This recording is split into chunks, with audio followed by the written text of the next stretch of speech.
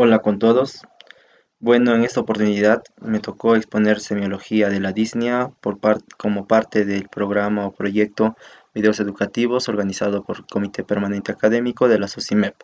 Yo soy el estudiante Harold Anthony Pareja Barrios y pertenezco a la SOCIMEX y adjunto al Comité Permanente Académico. Bueno, empecemos. El concepto. ¿Qué podemos hablar sobre disnea? Hablar sobre disnea es hablar sobre el síntoma, ¿no? Que le caracteriza a los pacientes que vienen con disnea. Y sobre todo puede ser un paciente ambulatorio, puede ser un paciente de emergencia, un paciente de urgencia, un paciente hospitalizado. Ya, hablar de disnea es hablar de una incomodidad respiratoria, que es un síntoma de los más comunes y angustiantes para muchos pacientes. La epidemiología de esta enfermedad, se podría decir que en enfermedades cardíacas y pulmonares indica que la magnitud de este problema es grande, ¿no? En una enfermedad cardíaca, las personas con angina o infarto de miocardio a menudo experimentan la dificultad para respirar como el principal síntoma, a veces quizás es el único. Y otros, como por ejemplo otras enfermedades como el asma y obstructiva, diré el EPOC, la enfermedad pulmonar obstructiva, afectan a las personas y con este síntoma va a ser que van a ir a buscar al médico, ¿no? Por ejemplo, un paciente con crisis asmática y todo eso, van a llegar al paciente y van a relatar que la disnea, como dificultad de respirar o su respiración es laboriosa, o se podría decir, o una respiración dolorosa, va a depender. Los datos de los pacientes ingresados en un hospital, por ejemplo, podríamos decir que hay muchos pacientes que después de haber sido hospitalizados, 24 horas después, presentan disnea también. Y podemos decir que etimológicamente la disnea se le asigna a la dificultad de respirar.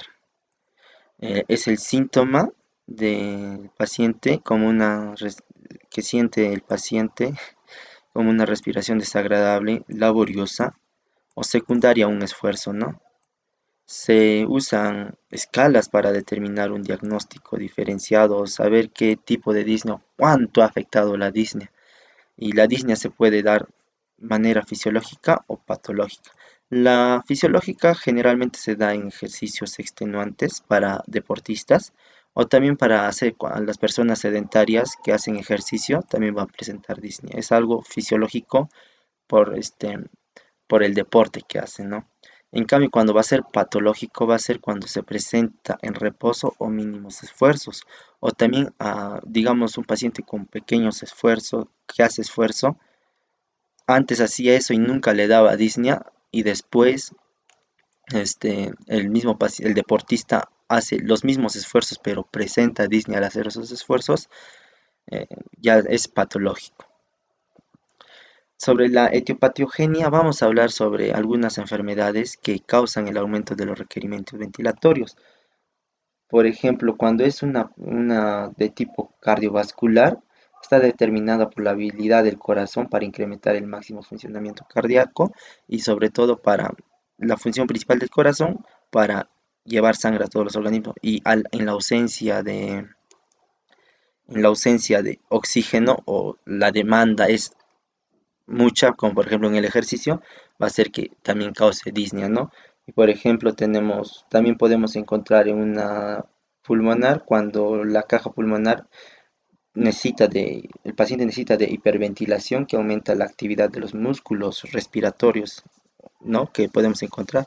Y esto vamos a encontrar algunas patologías como el ejercicio intenso y también el ejercicio moderado para los pacientes sedentarios y el intenso para los pacientes deportistas. También podemos encontrar en pacientes que tienen hipoxemia o hipercapnia también, ¿no?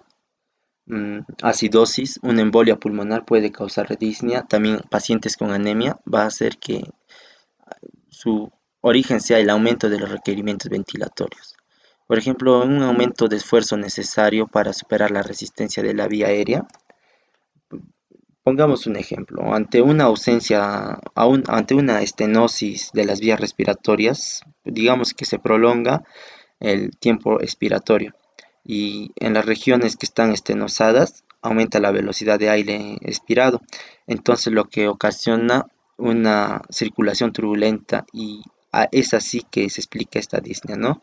Es así que se explica las patologías y causan disnea, como por ejemplo vamos a encontrar un asma. También vamos a encontrar enfermedades pulmonares obstructivas crónicas. También vamos a encontrar una fibrosis quística. También podemos encontrar una obstrucción de cuerpo extraño. Va a depender de dónde se vea el cuerpo extraño, ¿no? Como por ejemplo, sea de vías aéreas superiores o de vías aéreas inferiores.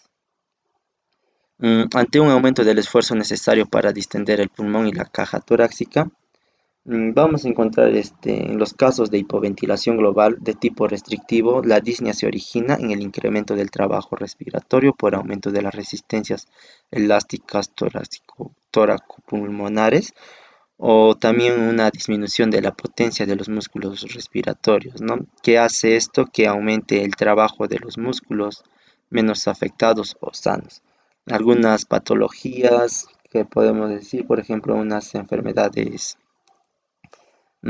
infiltrativas pulmonares o podemos tener un edema de pulmón de tipo cardiogénico o no cardiogénico, una cifoescoliosis que va a afectar la anatomía y va también a hacer que se genere disnea, el derrame pleural y el neumotórax también. En el deterioro neuromuscular la afección va a ser a nivel de las neuronas que inervan los músculos respiratorios y por ejemplo podemos encontrar enfermedades como la poliomielitis, algunas lesiones medulares que hacen que se corte este, el pase de información, ¿no? de las neuronas, ¿no? Ahí todo el proceso. La miastenia gravis, esta enfermedad autoinmune también produce disnea y el síndrome de Guillain-Barré que va a producir disnea y un posterior muerte por falta de contracción de los músculos, ¿no? Alteraciones psicológicas que modifican el umbral de la percepción consciente. Podemos encontrar algunas enfermedades como trastornos por ansiedad o también pacientes que tienen una crisis de pánico van a también hacer disnea. Vamos a hablar ahora de los tipos de la disnea para clasificarlos, ¿no? Por ejemplo, podemos tener una disnea aguda. Dentro de la disnea aguda es de manera pronta, es rápida, incluso algunas emergencias son de tipo de esta, ¿no? Por ejemplo, vamos a encontrar algunas enfermedades como tromboembolismo pulmonar, que me va a dar una disnea de tipo aguda. También podemos encontrar un infarto agudo de miocardio o una insuficiencia mitral. En el de tipo crónico podemos encontrar a un EPOC, a un asma, enfermedades sobre todo crónicas, que va a hacer que la disnea vaya avanzando de poco a poco o se mantenga demasiado en el tiempo, ¿no? Podemos encontrar las clases de la disnea funcional, no de la disnea. Por ejemplo, podemos encontrar el disnea de esfuerzo. Cuando el paciente hace, por ejemplo, subir las gradas, como pueden ver en esta imagen, va a hacer que se presente disnea. Y hay muchas patologías en la disnea de esfuerzo hay en esto, ¿no? Vamos a encontrar las descompensadas y las patologías no compensadas y depende del grado también, que más adelante vamos a ver. En la disnea de reposo, esto se da cuando el paciente está tranquilo, despacio y de pronto se le presenta o le viene un cuadro de disnea, una ortopnea. Esto también podemos ver para poder diferenciar entre las disneas cardíacas o pulmonares. Por ejemplo, en la ortopnea, ¿a qué hace referencia? Cuando el paciente está echado en decúbito, vamos a encontrar que la modificación de esto, por ejemplo, sentarse o pararse, va a apaciguar o va a disminuir la disnea o va a desaparecer. En cambio, cuando es de origen cardíaco, este cuadro se da. En cambio, cuando es una disnea de tipo pulmonar, no cesa cuando cambian de posición, la disnea continua. Y la disnea paroxística nocturna es una disnea que se da sobre todo en las noches, donde nosotros podemos diferenciar, incluso ya sospechar de un diagnóstico de una insuficiencia cardíaca que es característico, la disnea paroxística nocturna, ¿no? Algunos síntomas asociados podemos encontrar a la disnea, diferenciar podemos tener la tos, la expectoración, la hemoptisis, el dolor torácico, y veremos algunas patologías que veamos, por ejemplo, algunas patologías que acompañan estos síntomas, ¿no? Para hacer nuestro diagnóstico diferencial, como por ejemplo podemos encontrar en un paciente con neumonía, nos va a venir con disnea, con tos, con fiebre, mm, y la expectoración va a ser de tipo purulento. Un paciente con TBC va a venir con disnea y hemoptisis.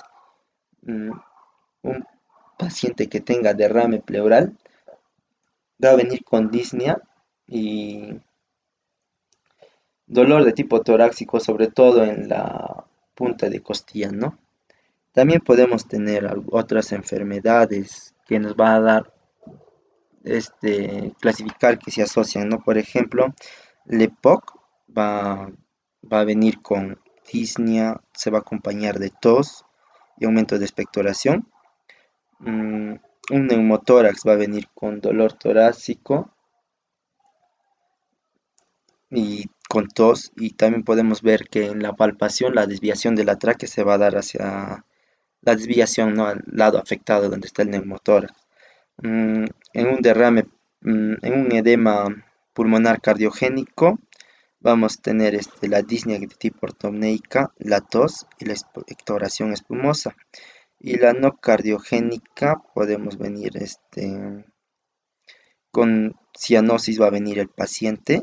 También podemos encontrar, depende a la causa del edema, ¿no? Por ejemplo, de una sepsis, una aspiración, intoxicación, va a depender, ¿no? Pero si encontramos cianosis, vamos a sospechar de un edema pulmonar no cardiogénico. Algún traumatismo costal, dolor torácico, que cuando aumentan los movimientos del respiratorio, ¿no? Y con una hemoptisis sin protusión pulmonar, sí hay contusión pulmonar.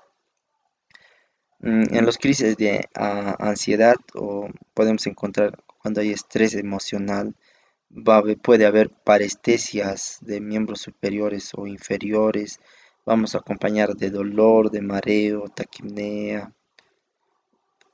Eso sería todo en esta parte. Para ver también las causas, aparte de la patogenia de una disnea aguda, las disneas agudas a las crónicas vamos a tener que diferenciar. Ya, las agudas tenemos que saber la fisiopatología de estas enfermedades. Por ejemplo, un paciente que me va a presentar disnea aguda, para clasificarlo así, vamos a tener que ver si es un paciente de origen cardiovascular o respiratorio. Vamos a diferenciar una isquemia miocárdica aguda que nos va a dar una disnea de tipo aguda. Una insuficiencia cardíaca cuando ya el corazón falla o para que nos dé muerte súbita, la disnea va a ser uno de los síntomas de mal pronóstico, se podría decir. Y también un taponamiento cardíaco vamos a tener disnea de tipo agudo. En cambio, en el respiratorio va a haber un broncoespasmo. El broncoespasmo va a ser causa de la disnea. Eh, la embolia pulmonar también va a ser causa de la disnea, va a depender en qué parte se da el émbolo, pero generalmente se da cuando el embolia va a afectar a todo el árbol arterial de los pulmones, ¿no? En un neumotórax, la causa de la disnea del neumotórax va a ser cuando se llene el pulmón y el corazón, los pulmones van a colapsar. En una infección pulmonar vamos a ver el origen de la disnea, va a ser la bronquitis o la neumonía también, ¿no? Obstrucción de vías respiratorias superiores, la aspiración, y también la anafilaxia vamos a encontrar cuando se da, ¿no? Cuando tenemos un cuadro de anafilaxia o anafilaxis, también va a dar origen a la disnea, ya que se va a taponar sobre todo la parte de la glotis. Ya, hablando de las escalas, vamos a hablar de de la Asociación del Corazón de Nueva York y también del Consejo de Médico de Búsqueda, ¿no? Lo que vamos a hacer para clasificar nuestras líneas, sobre todo en esta parte. Vamos a encontrar a un paciente con disnea de clase 4 cuando los síntomas se da, la disnea se da con ah, menor esfuerzo, pequeños esfuerzos como caminar, pararse, levantarse, nos va a dar y vamos a clasificar como clase 4. La de clase 3, los síntomas va a ser como actividad cotidiana, como ir a caminar, mm, trabajar, estar en tu rutina, vamos a se da, presenta la disnea, vamos a ponerlo como clase 3. Y también cuando en clase 2 vamos a poner cuando la actividad es ordinaria, ¿no? Y en la ausencia de síntomas como clase 1 con la presencia al vestirse, desnudarse, o sea, lo habitual no me da disnea, pero podemos encontrar a disnea cuando hace esfuerzos, ¿no? Ya, estas disneas, por ejemplo, la clase 1 y la clase 2 son disneas compensadas. La clase 3 y la clase 4 son compensadas. Y nosotros como médicos, ¿qué tenemos que hacer? Es llevar de la clase descompensada a la compensada, ¿no? Para que el paciente se sienta mejor. Y va a depender también de la patología. Ya, por ejemplo, según esto, son similares. Ya, por ejemplo, la clase 0 aquí no hay sensación de falta de aire al correr un llano o subir algunas cuestas o gradas, ¿no? Mm, Vamos a poner grado 1 cuando la sensación de falta de aire se da al correr el llano o subir cuestas. Por ejemplo, al andar un poco más despacio que las personas de su edad en el llano va a dar la falta de aire o tiene que parar para respirar cuando anda a su propio paso en el llano. Vamos a clasificar la disnea en 3, grupo 2. En el grupo 3 vamos a clasificar para las personas que para respirar después de andar unos 100 metros aproximadamente o tras unos cuantos minutos en la planitud, ¿no? Ya, vamos del grupo 4 vamos a poner la falta de aire, le impide salir de casa o se le presenta al vestirse, ¿no? Y esta escala de Borg es una escala que se le hace sobre todo a deportistas, donde vamos a clasificar y vamos a poner números y luego se va a ver qué tipo de disnea se da. Bueno, en el examen físico, ¿qué vamos a hacer? En el examen físico, al encontrar un paciente con palidez que con disnea nos viene a decir por disnea y vemos en el examen encontramos palidez, vamos a sospechar de anemia. Cuando haya en el examen físico encontremos edema, a la auscultación tercer ruido y vamos a encontrar un ritmo de galope, vamos a sospechar de una insuficiencia cardíaca. Cuando el paciente viene con fiebre, vamos a ver si es una infección pulmonar. Cuando el edema asimétrico se da en los miembros inferiores, vamos a sospechar de un tromboembolismo pulmonar. Cuando hay roncos o sibilancias, vamos a encontrar en la auscultación, sobre todo vamos a sospechar de asma y EPOC, que son crónicas, ¿no? Cuando encontremos también estertores o crepitantes, vamos a sospechar de una insuficiencia ventricular izquierda. Cuando encontremos estertores de tipo velcro, vamos a sospechar de una fibrosis pulmonar. Cuando en el examen físico encontremos matidez e hipoventilación, vamos a ver que vamos a sospechar de derrame y atelectasias. Cuando hay una hipersonoridad o una hipoventilación, vamos a ver que es un neumotórax. Cuando hay matidez, crepitantes, soplos son característicos de la neumonía y eso también tenemos que aprender a diferenciar y saber la patología porque la neumonía es una de las enfermedades más frecuentes que se da sobre todo en muchas ciudades de altura, ¿no? Las sibilancias localizadas y el estridor vamos a sospechar de obstrucción de cuerpo extraño. Esta disnea, el paciente no vamos a encontrar al paciente que va a venir tranquilo, pero nos vamos a sospechar de disnea cuando nos narre, ¿no? Y en el examen físico encontremos estos síntomas característicos. En cambio, en una obstrucción de vías aéreas superiores con cuerpo extraño, vamos a encontrar en una emergencia, el paciente incluso va a venir ya a causa de la disnea va a haber un paciente descompensado, se podría decir. Si nosotros tendríamos que hacer cuando vemos al paciente al inicio una maniobra de Hemlich, por ejemplo, o un RCP. Cuando encontramos cianosis, vamos a sospechar de la insuficiencia respiratoria y también podemos sospechar de una hipoxia tisular, ¿no? Ya ahí cuando encontremos cuadrahiparesia y la reflexia, tenemos que sospechar del síndrome de Guillain-Barré. Y para culminar, los exámenes complementarios, ¿no? Cuando nosotros sospechemos o querramos diagnosticar ya definitivamente si es anemia, una poliglobulia o que haya infecciones, que tenemos que sacar un hemograma completo. Mm, si sospechamos de neumonía, telectasia, derrame pleural, neumotórax, insuficiencia cardíaca, una radiografía, los rayos X. Una enfermedad coronaria o miocardiopatías que tenemos que hacer un EKG. Este es de cabeza cuando sospechamos cuando es enfermedades del corazón o de los vasos coronarios para ver a qué nivel ha afectado la isquemia, el trombo y todo eso. El asma bronquial, el EPOC y enfermedades restrictivas, cuando sospechamos de esto, espirometría de cabeza. Cuando es pulmonar, espirometría. Cuando es cardíaco, un EKG. Ya, un ecocardiograma cuando hay valvulopatías, una insuficiencia cardíaca con las miocardiopatías y el derrame pericárdico para encontrar, ¿no? Para diagnosticar, incluso para hacer el diagnóstico ya definitivo. Y cuando hay insuficiencia respiratoria y acidosis, ¿qué tenemos que hacer? Análisis de gases arteriales, ¿no? Y cuando hay hipoxemia e hipoxia, vamos a encontrar la saturometría. Vamos a hacer este examen. Bueno, con esto concluyo y termino. Gracias.